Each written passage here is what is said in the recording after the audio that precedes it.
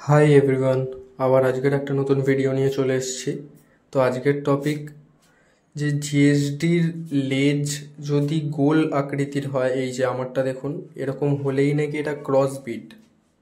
কিন্তু সবসময় এটা হয় না, কারণ হচ্ছে অনেক শো কোয়ালিটির কুকুরেরও লেজ এরকম গোল হয়, তখন তারা শোতে খেলতে পারে না।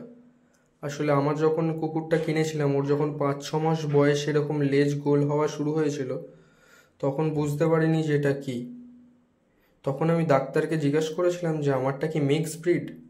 তখন ডাক্তার বলেছিল আমাকে, না এটা পেট কোয়ালিটির কুকুর, কিন্তু এটা একটা জেনেটিক্যাল ফল্ট, যার জন্য লেজটা এরকম গোল হয়ে গেছে। কিন্তু ও লেজটা সোজাও করে, দেখুন, এই দেখুন।